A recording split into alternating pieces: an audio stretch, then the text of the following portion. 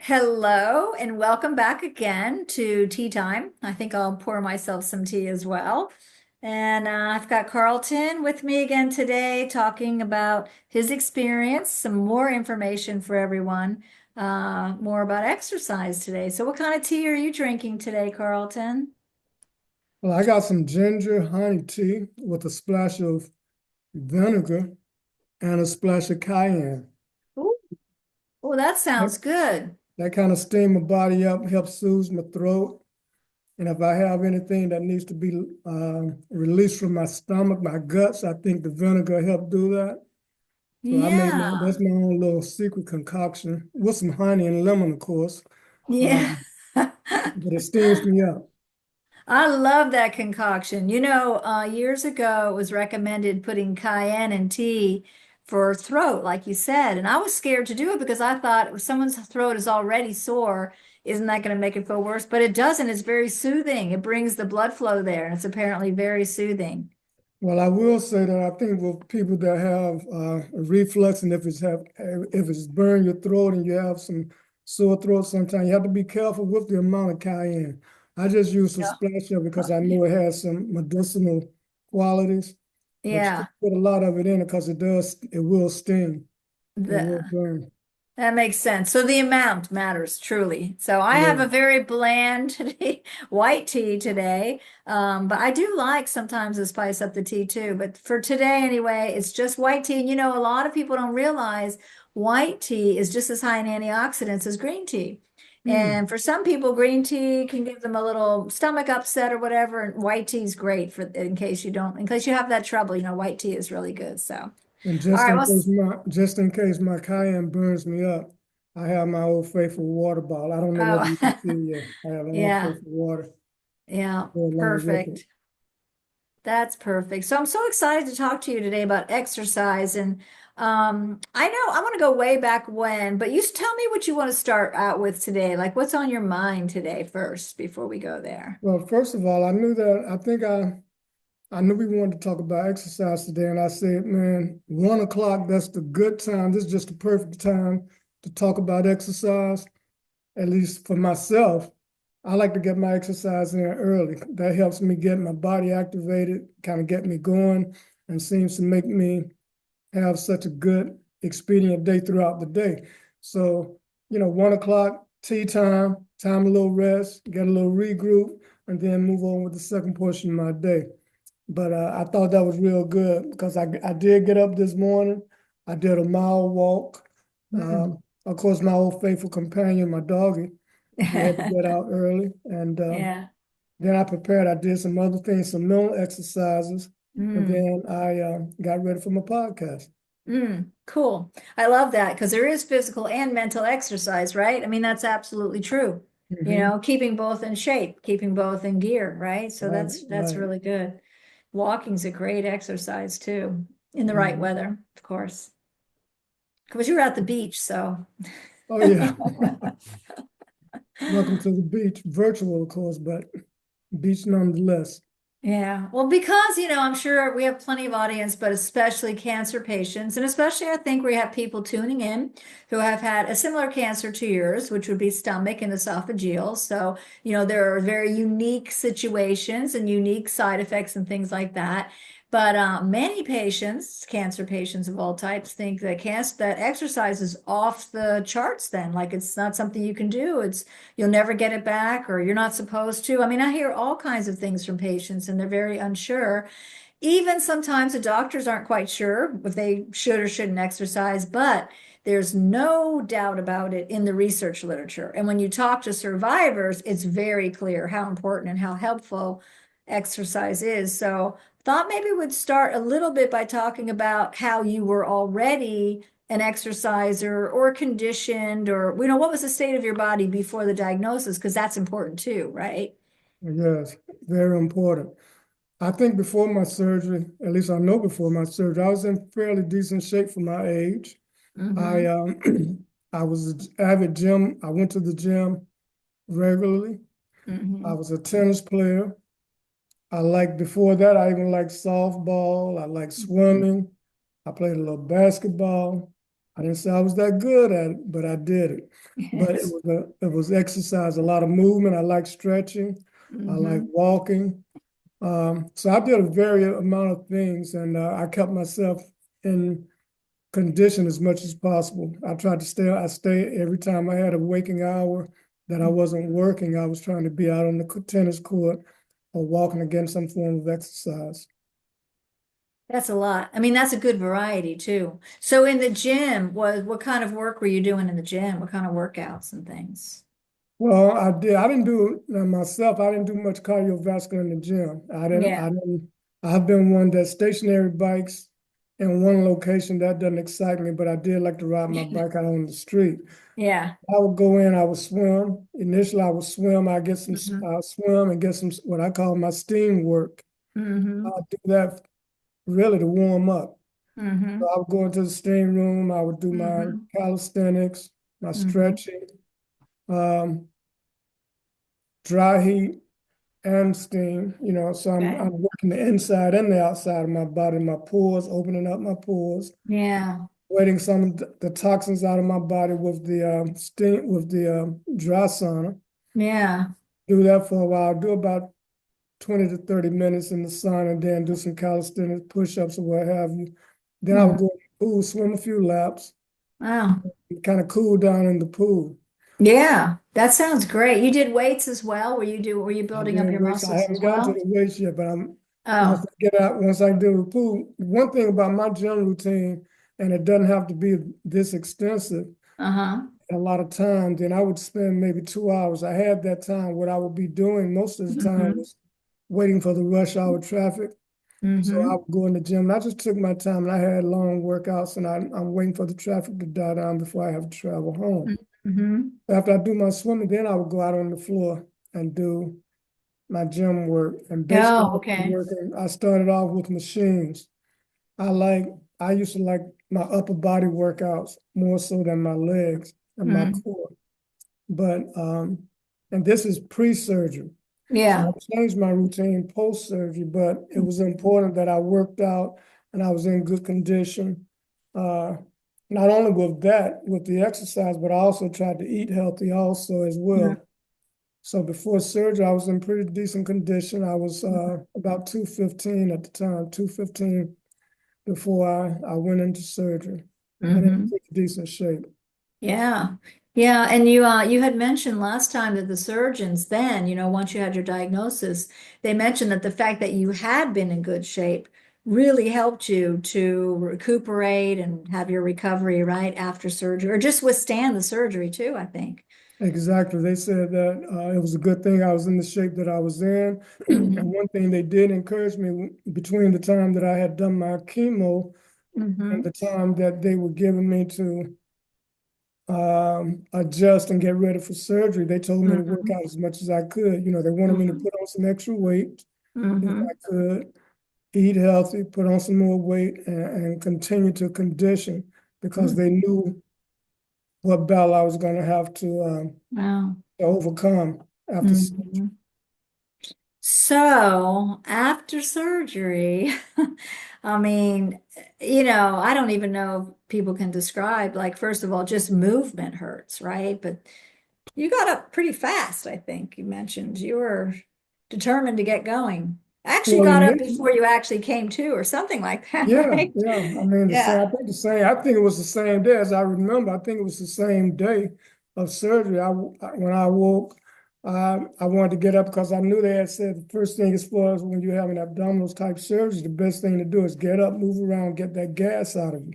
I knew I Okay. wouldn't be going anywhere until till all my body functions were working properly and I was free of all the gas. So that's what I was thinking about. So the first thing I tried to do, hey, let's get up, let me get up and move around and move this gas or whatever. So Yeah. I think I was running off anesthesia. Because I Mm. think after I Hmm. did that, I went out for a couple of days and I didn't get up again for a Hmm. while. Hmm. I think once the pain started, I mean, once the anesthesia started wearing off, of course, it Hmm. wasn't just the anesthesia that had put me to sleep, but it also the anesthesia throughout my body that had Hmm. put all my muscles and nerves and everything that they had to operate on, all of that was anesthetized too. So Mhm. it was not only just coming back mentally, but and psychologically, but it was also coming back physically. I was still numb days, weeks after surgery. I Mhm. still didn't get all my complete functions and feelings back for a while. Mhm. Recover from that too. Wow. So then once you get home, and then of course you have rehab and all, but you're basically home just moving around the house. And I'm just wondering if exercise even entered your mind for a while, thinking about it or, Well, because that was part of my life, yeah. it never left my mind. Okay. I was always thinking about when would I be able to play tennis, not if, but when. Mm-hmm. And I will say that during my recovery, in the first stages of my recovery, it changed from being when I would play tennis to if I would play tennis. And Okay. that's just to say that I really had, I saw what I had in front of me. I had a mighty long battle. Um, Mm-hmm. I had never been in a situation where recovery is so slow. And then Mm-hmm. when I say I came from zero, I came from zero. After I was able to get out of the bed after surgery, I couldn't walk. I Mm-hmm. could barely stand on my feet. Mm-hmm. I couldn't lift a bottle of water over my head. I started off from someone that would go in the gym and start working out with 225 pounds. Mm-hmm. I couldn't lift a 3 pound dumbbell 10 times. Oh my gosh. So I mean, what? that's just how drained my body was, but that's how extensive and how serious that surgery was. But, Yeah. you look at me today and it goes to show that I'm here. Absolutely. It's like it's hard to even go back there now that you're so active to remember. It must have been incremental changes. Like you said, at first you're like, when? And then eventually you're like, uh-oh, I've lost my ability to even really walk, lift up. I remember you telling me one time you couldn't even lift things in the house. How in the world are you ever going to lift weights again? Because I was suggesting, let's get some weights going. How is that going to happen? So the ability in your mind to still say, okay, how am I going to navigate this? Like, what's the tiny steps I can take? Or that's the piece I think a lot of patients need to hear because they're probably stuck, a lot of stuck, like I can't do it. So how do you get started? Well, you take one step at a time, Mm-hmm. one step, one breath, one movement at a time. I Mm-hmm. mean, sometimes you may start off in the beginning. I may have started off with 3 pounds and I Mm-hmm. could only do three or maybe five, and then I have to rest. Mm-hmm. One thing I saw with physical therapy is that it's not always about the the the weight. It's Mm-hmm. about the repetition sometimes. I mean, you can do Okay. small, you don't have to do a lot, but you just have Mm-hmm. to do repetitive work and just put some action on that particular muscle. So Okay. you have to start off one step at a time and just keep looking forward and not worrying about what you can't do, but just try to do the best you can with what you can do. Mm-hmm. One thing in the physical therapy, they're trained to start with the most minute movements of your muscle just to get the Mm-hmm. muscle memory back. And then Mm-hmm. as time goes on, you increase day by day by day. Okay. Speaking of muscle memory, right? Mhm. So that must, everyone talks about it, but not everyone has experienced what it's like to say, I'm not remembering, my body's not remembering. And then the day you realize it is remembering, like my body remembers how to do this. Do you have any experiences or stories about that? We realize, oh, I can swim again, or I can bike again, or, anything like that. Well, of course, like I say, when I initially had surgery, I couldn't lift or do anything. So everything that I've done since Hmm. that time helped me realize that, oh, I can do this again and it's a Hmm. possibility. I know when we used to have our sessions, you used to tell me about, there'll be a time when I will be playing tennis again, but I was Yeah. highly doubtful in my mind that I Yeah. could do it. I would always continue to play tennis in my head. I would go through Mhm. my movements. I would think about my overhand, my smash, my forehands, my Yeah. backhands, moving side to side. But I always wondered whether I would ever really be able to do that. Yeah. And as I began to improve, as I began to start walking better, and initially I could only walk maybe 15 or 20 yards and then Yeah. come back and then I would have to rest. And Mm-hmm. maybe next week I might walk 30 yards Mm-hmm. and then I would have to rest. Okay. Once I started being able to walk repetitively without resting as much, Mm-hmm. without breathing as hard. So Mm-hmm. everything it was very microscopic as far as the movement. It was very incremental, but it was improvement nonetheless.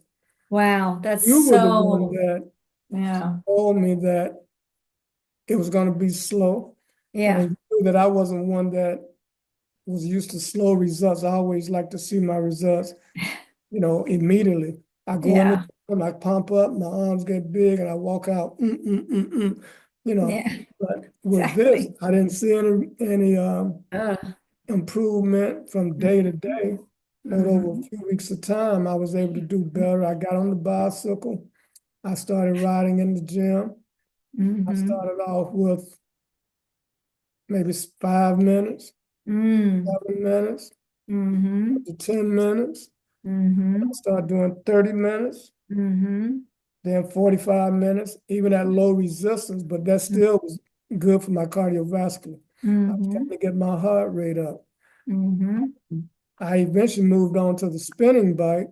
Mm. I could exercise on each side of the body, putting stress on one leg, the other leg, standing up on the bike, even pedaling backwards and putting a different movement on my muscles. And I got to the point where I was doing 30 to 45 minutes on the bike from 7 to 10 miles Mm. the bike. And Incredible. that was great. So I knew Mm-hmm. that there was going to be a time that I'd get back on the tennis court. Yeah. Yeah. So that's, so then the lesson there for anyone who's listening is you have to start. You have to start small and you have to go ahead and just celebrate each time you go. And it's not going to be better, better, better necessarily. Someday you're going to be really tired. Sometimes it's a step back, but then it's another step forward, but you just keep at it. And eventually with the body memory and then getting the nutrition in, which we're going to do our next one on nutrition, of course.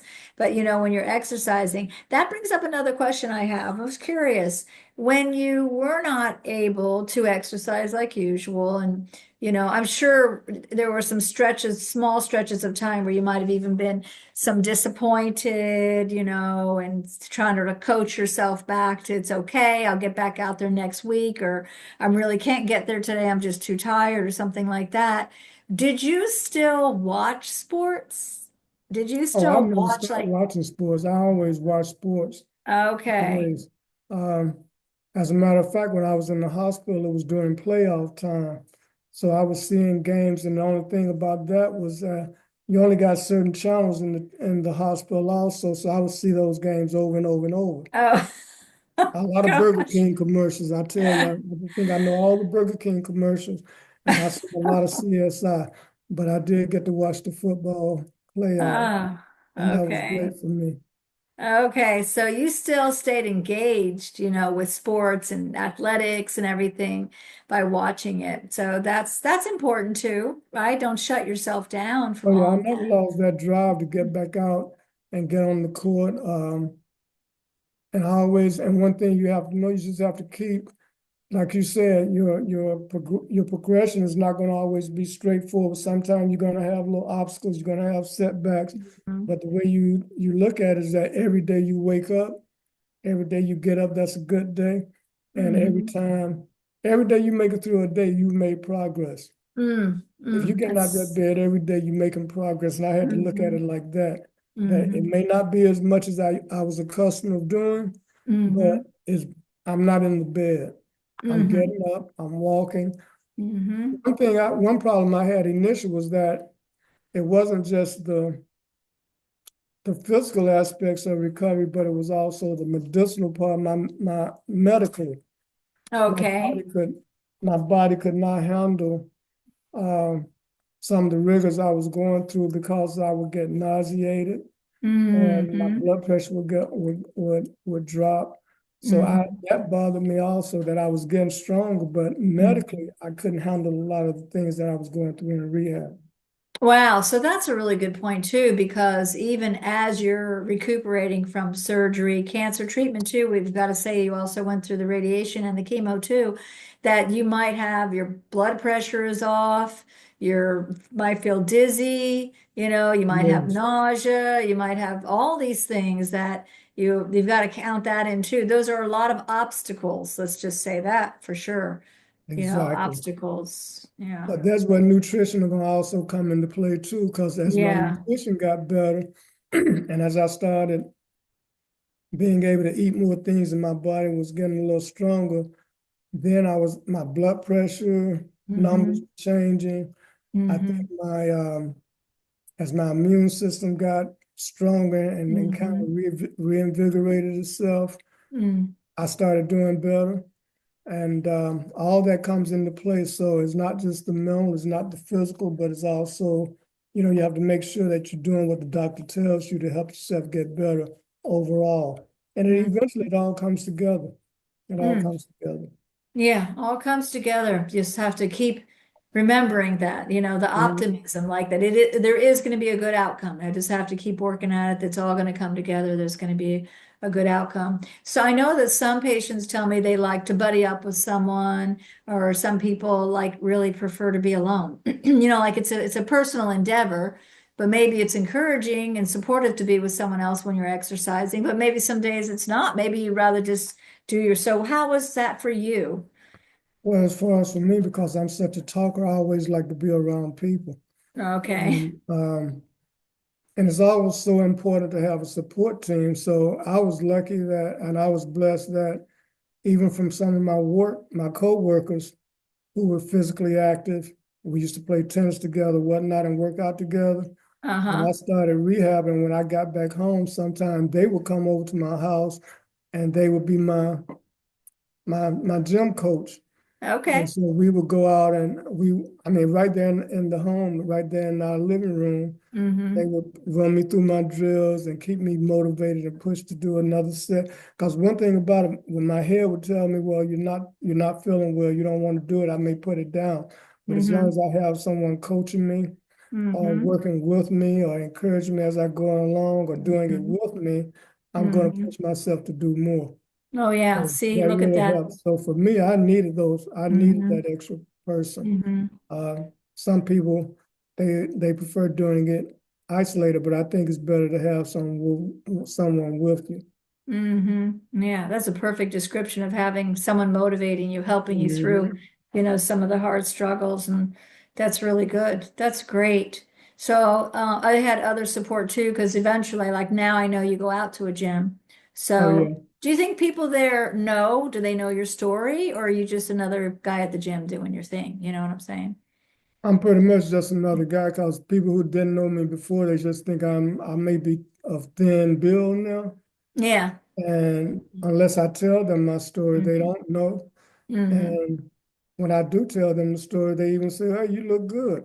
Mm-hmm. And some of them say, "I wish I was your weight." And I said, "Well, I Mm-hmm. wish I was your weight." So it's kind of funny with that. But Yeah, well, that brings up a couple things because on the one hand, you're in a different town than where you were before. So people who would have known you at the gym, just to explain to our audience, they're not the same people. So they don't can't see that you were a cancer patient. Now they don't know what your weight used to be and what your weight is now, who you're seeing now. well, So one thing yeah. I do, which I've kind of been encouraged not to do, and I think to me it's a good thing and maybe not so good, but I have pictures of myself when I was fit and pre-surgery.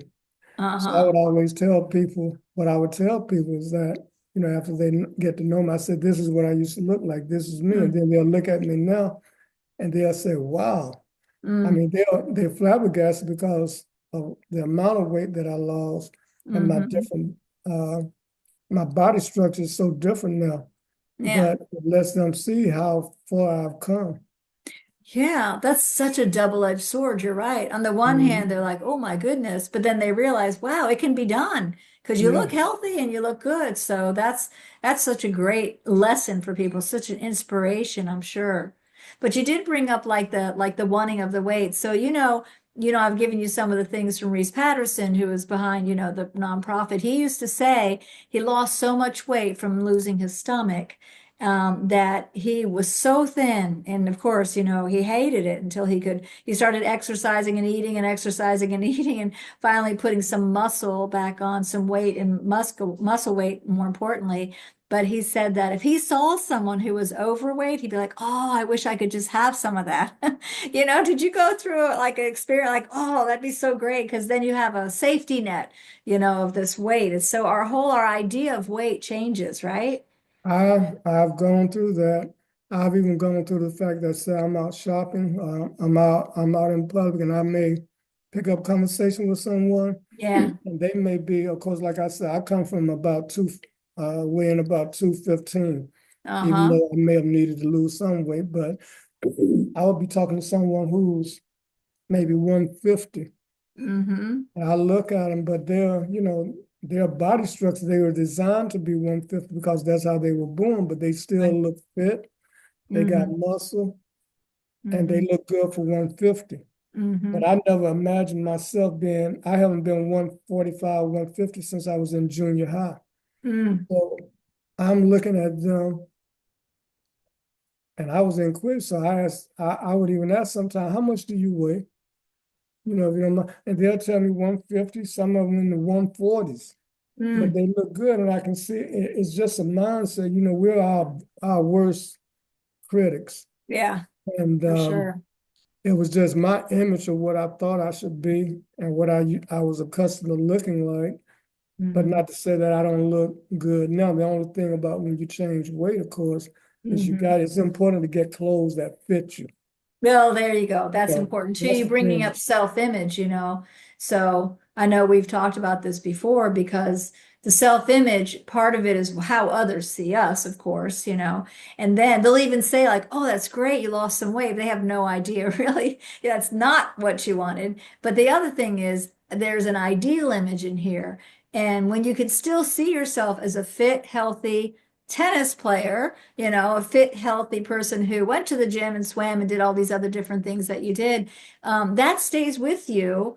And then you eventually assume that image again. It's got to be a great I mean, motivation, it that affects internal everything because image. as much as we say, at least as much as I say that I don't care what other people think, I Mm-hmm. really do. I Mm. really do. And, I look at my self-image and I look at the more I start feeling confident about me getting some stock on my bones. Mm-hmm. Because initially, when you lose a lot of weight rapidly, your Mm-hmm. skin, everything sags. You have to kind of, your body have to kind of catch up with your new weight. So Mm-hmm. I was sunken in. I think everything was narrow.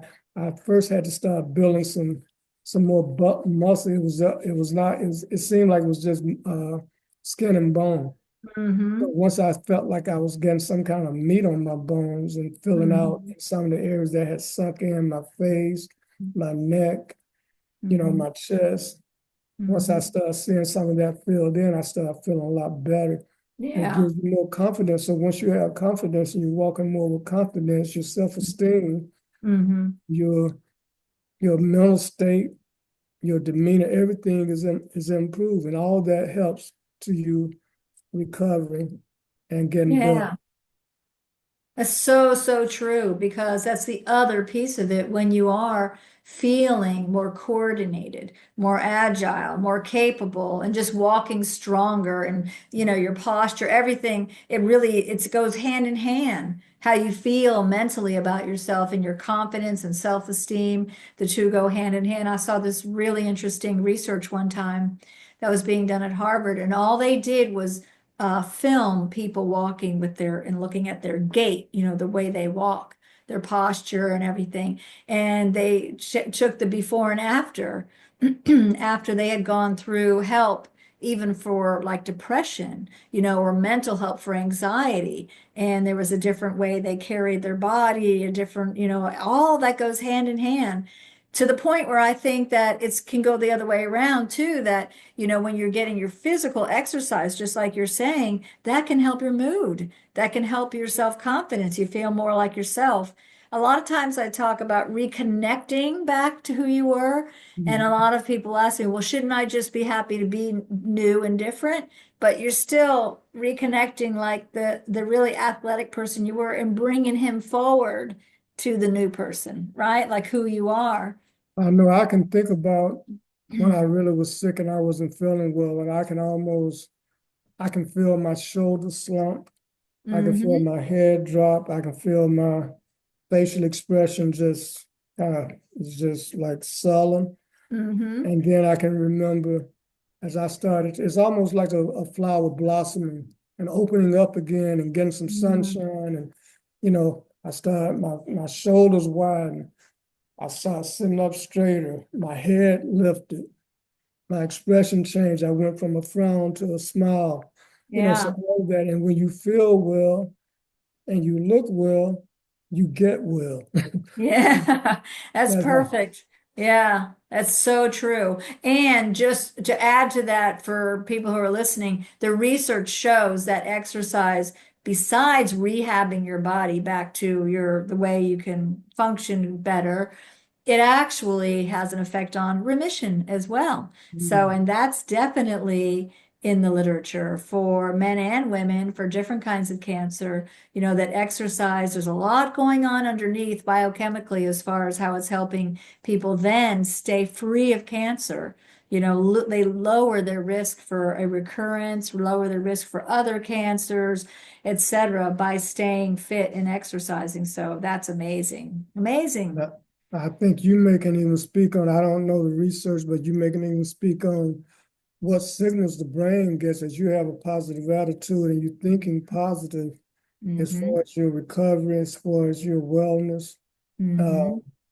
so I think that's all very important also. You have to feel like you're going to get better. And I think it sends signals to your brain and your body starts reacting to that and you start getting better. Yeah, you really do. You mentioned once before, agreeing and doing that idea of like a shift in focus at some point in your recovery. There's a shift where you start focusing more on living, Yeah. than the fact that you were doing so badly. And that shift right there sounds like what you're talking about too, because then you do better. And exercise must make, what do you feel like now? Like when you exercise and you've done, like you said, now you're doing so much more distance or so much more time, or what's the feeling of that? Elation, elation. Yeah. Um, but I will say that just like right now, I'm not at a point where I was 3 months, 3 weeks ago. Mm. I what happened? Cold weather set in Yeah. up here, so that kind of threw me off my schedule. Okay. And like I said, I'm a person that likes to exercise early. If I don't get mine in early to get the day started, I kind of get Uh-huh. off schedule. Mm. My I think my determination, my drive lessons, and my discipline. I have to really work on my discipline too, as far Mm. as, so I Okay. didn't do it at 7 o'clock this morning, but I can do just as much if I go at 11. But most of the time that just didn't work for me. So that's why I like to get out early. Mm-hmm. Um, that does make a big difference. So I now I try to get it in when I can. I'm not at the point that I was a few weeks ago, Mm-hmm. and I have to start back over. I cannot miss the gym for a week. Before in the past, I could miss the gym for a week, and it Mm-hmm. didn't take much to pick up where I left off. Now it Mm-hmm. seems like when I miss a week or a few days, I have to start right back over at zero again. I'm not riding the 10 miles on the bike like I used to. Oh yeah. I have to start back over. I have to lessen the tension again and just get the Yeah. muscle memory Yeah. working again, and then Mhm. build it up a little bit at a time. I'm glad you mentioned that because I imagine that sometimes keeps some people from continuing because you reach this great pinnacle where things are going good, and for whatever reason, the weather is one obvious reasonable thing that can keep somebody from, because I know you also like to exercise outdoors too, but the Mhm. weather or whatever, And then it's not as easy to just pop back in there. You're not going to start, at this level again. You're going to have lost a little bit of your stamina or your endurance or whatever. You'll lose something because the muscle also atrophies a lot faster, even just when we age. So even with just aging, we can't just lay off for a few weeks and expect to go back at the same level anymore when we were 20 or in our 30s even. So we've got to like go back and realize, oh, I got to gain back to where I was again, so the mental ability to just keep doing it, keep going is And I think incredible. that's why it's also important to have a different types of exercises that you do. If I Okay. can also help myself, I don't have to necessarily just go to the gym. You Yeah. know, it might be walking one day. Mm-hmm. Once I get on my bike, maybe I can, if I take my bike somewhere and just ride around the park, that helps my Mm-hmm. legs. Mm-hmm. Mostly because of the type of surgery I had, of course, I focus a lot on my core now. Yeah. I Okay. do a lot of arm and exercises until I Mhm. get my core straight because everything starts at the core. Okay. So I like to work my gut, work my gut, work my gut. And that's, of What course, is that? Sit-ups? that's one of the hardest things, huh? Oh yeah, that's terrible. Is that mostly sit-ups or what is Well, the there's that a part? lot of in the ab machine. Oh, the ab I machine. don't do the Okay. sit up from the Yeah. floor because that's real strenuous. So I Yeah. used to do it in some of the machines. So that's less strenuous on your back muscles, even though I want to do that. But I Okay. know that that's not good. And it's easy to spring something that, as you say, as you Okay. age, you can't do the things you used to do. So I have to be careful what I do and the Yeah. way I do it. So Oh, that's I yeah. normally use machines. I haven't worked myself back into dead weights yet, like dumbbells and bench presses. Yeah. I want to do that, but I Hmm. haven't done it yet. So I just go through the motion. I do the muscle memory and I do it with the machine, the aid of the machine, Hmm. so that I don't hurt myself. Yeah, another good point. Injuries, you're more prone to injury when you are rehabbing out of something, right? You have the risk of the injury. So, and then that'll set you back even more. So it's just a lot of motivation, a lot of perseverance. And I guess I was thinking also, well, you used the word elation. So if it feels that good, you're walking out of the gym, you're like, wow, I did it. This is great. Feels good to feel strong and that keeps you going. I was just thinking, I said, it makes me want to roll my window down and stick my arm out of the window, let my arm hang out the car. Those things we used to do.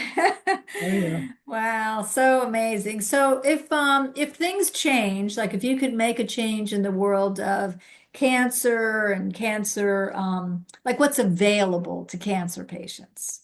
If someone said, "Here, just tell me what you want. What's your ideal word of what we should do to help cancer patients when it comes to exercise? Like, what do you think they need?"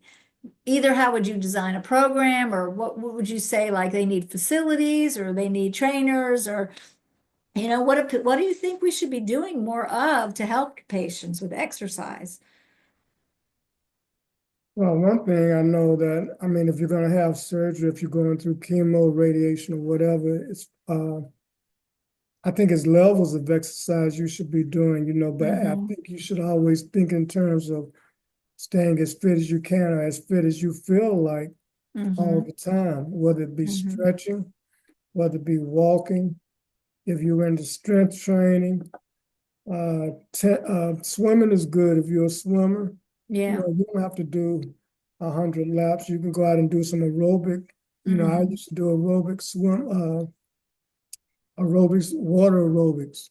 Oh yeah. That's And very just cardio, resistance right? against, yeah, you get Mm-hmm. cardio, you get resistance against your muscles, and you can just, Mm-hmm. if I can't swim the laps, I can walk, Mm-hmm. or I Okay. can run against the force of the water. You can Yeah. do Mm-hmm. that. I think that it's also helping, with the medication that you're taking because it's going to probably take some of your strength and drain you. So it's best to keep rejuvenating your body with Mm-hmm. constant exercise, even though some days you may not feel it. But when you feel like it, I always believed in if I did something bad to my body, say I ate something or I had a drink or if I ate some food I shouldn't have eaten or overate, then Yeah.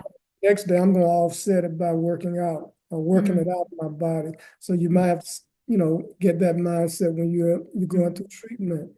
mm, Whatever that drug is doing to you, when it's taking stuff away from you, mm, as soon as you feel like it, you put something back in your body, mhm, offset to help you be able to withstand it the next time. mhm, The next time mhm, you have to go through the infusion or the treatment or whatever as you're mhm. going through things. Yeah. And if you remember back when you had treatment, there are good days and bad days. Like you can have the days where the chemo side effects really kick in. Those are days maybe you can't exercise, but then you get some good days before your next chemo's coming. Right. Take advantage of those good days. Probably the same thing when just all the way through survivorship too. Do you Right. Some think days you never having, know. oh, A lot of, it was at a point where I never knew what I was going to feel like until I woke up that day. yeah, Some days I'm good, some days I'm not so good. Some days I'm down for 3 days before I'm back yeah. up again. But I'm much better now, much better. See, that in itself takes some adjustment and adapting to, because a lot of people are not accustomed to they're used to just waking up the same every day, but when you've gone through something and you're in a process of getting past it, it's not going to be that way necessarily. You're going to have these days and you got to step back, get a bigger perspective, like you have on it. Um, Maybe in the course of 2 weeks, okay, I did pretty good. Maybe in those 4 days, that wasn't great at all, but over time, let's look at that perspective.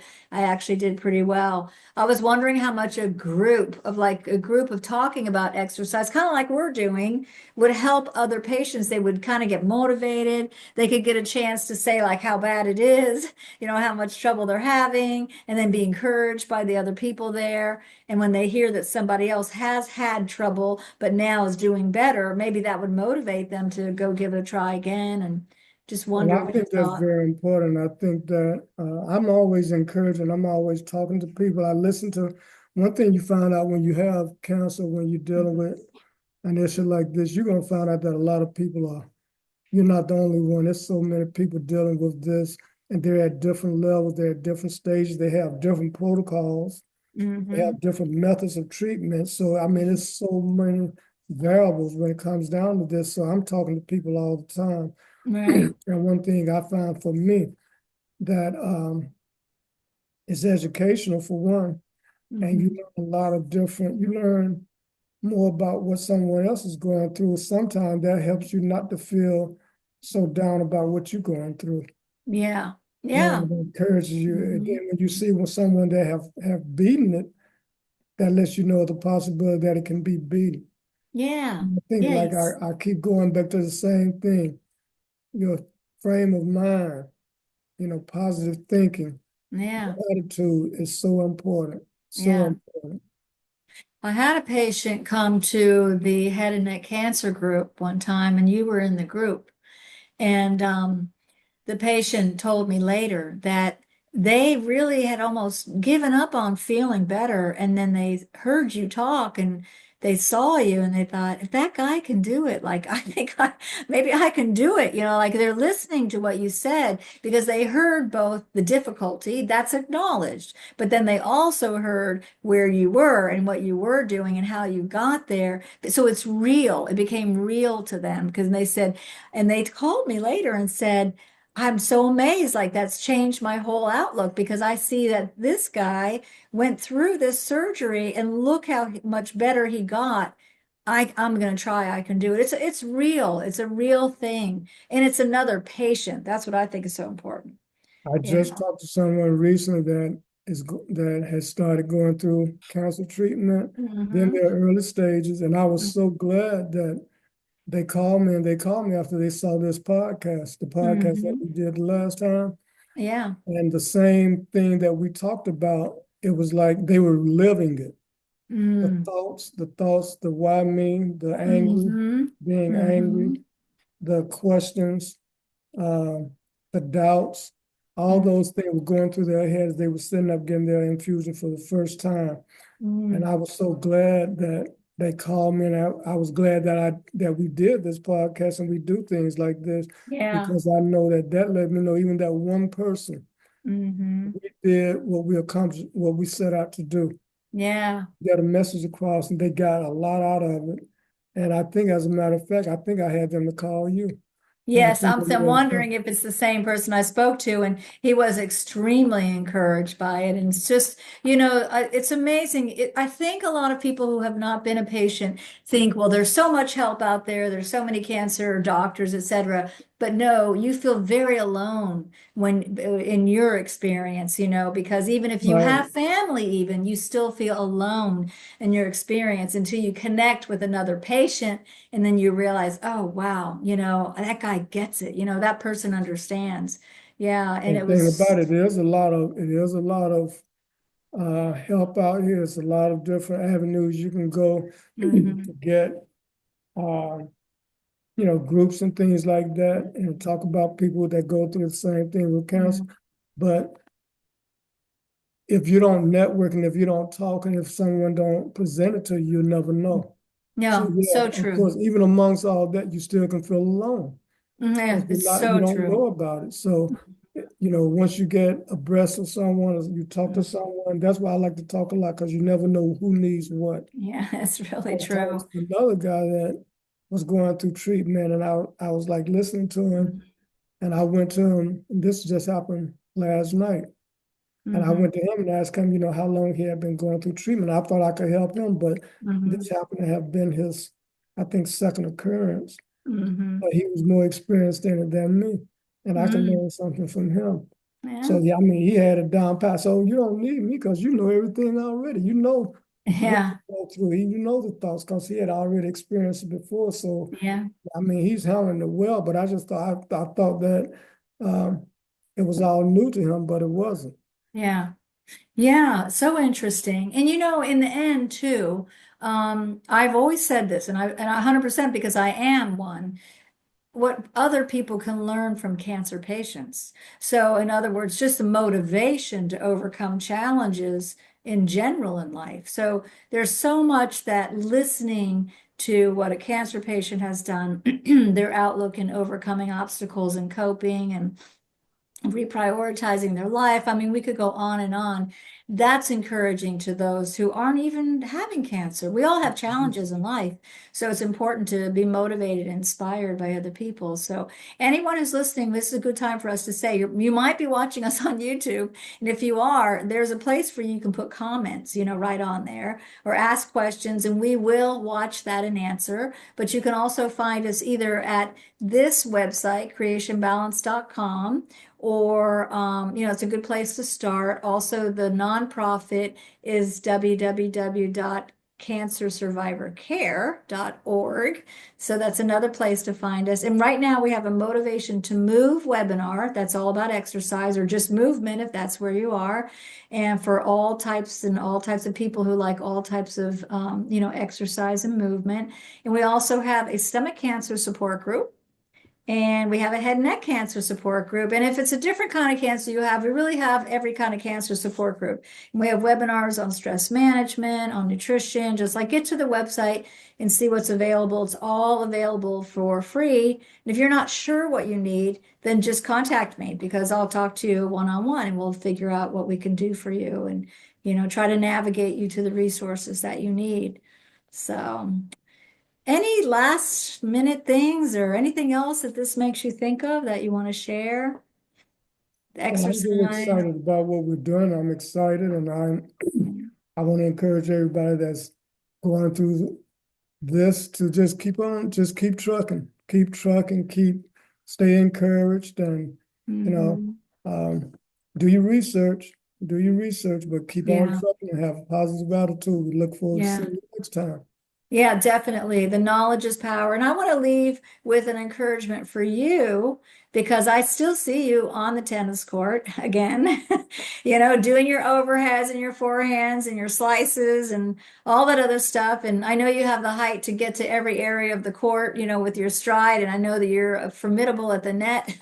So, but mostly I see you out there enjoying it again. And I think Mhm. that's what's most amazing. Like the founder, of this nonprofit, that's what happened to him. He went from completely emaciated to slowly but surely even winning titles in cancer. So it's almost miraculous. So if that can happen, Right, really, it's out there for everybody to get back to whatever level that they want to, that they feel satisfied, in life. And it's a great thing to aspire for. So I can't wait for that day to see you. Maybe we'll have Neither a can like a I. fundraiser and we'll see you on the court, I think I have a strong inclination that I'm going to graduate to that, but I'm going to start back with pickleball.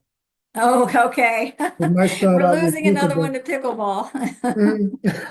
Mhm.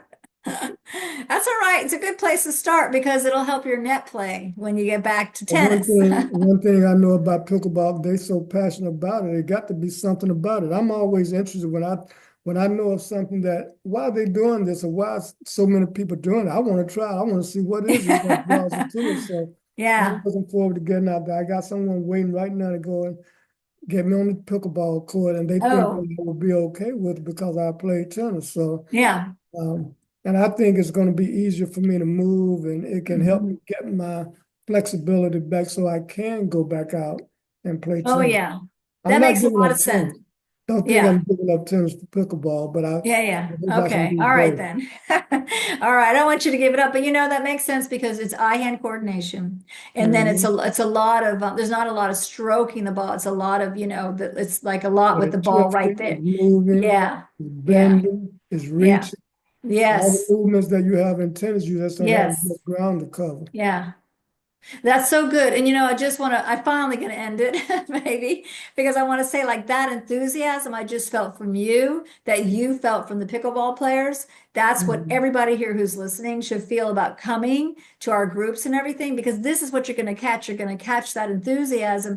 Maybe you're a person who's still on the couch or still in the bed. I don't know, but this is the enthusiasm we want you to catch for your life, like for what's going on with you, because that's really where it's at. So you can be encouraged and survive and keep going, and really enjoy life again. So thank you Yeah, we so want much. everybody to run from cancer. That's what we want. We want everybody Yeah, to run from cancer, and that's what we're yeah. going to do.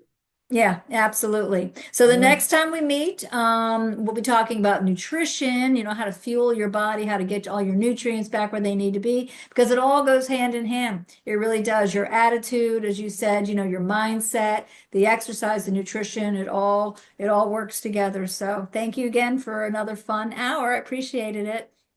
All right, let's hit All it. right. All right, take care. Okay. Bye-bye.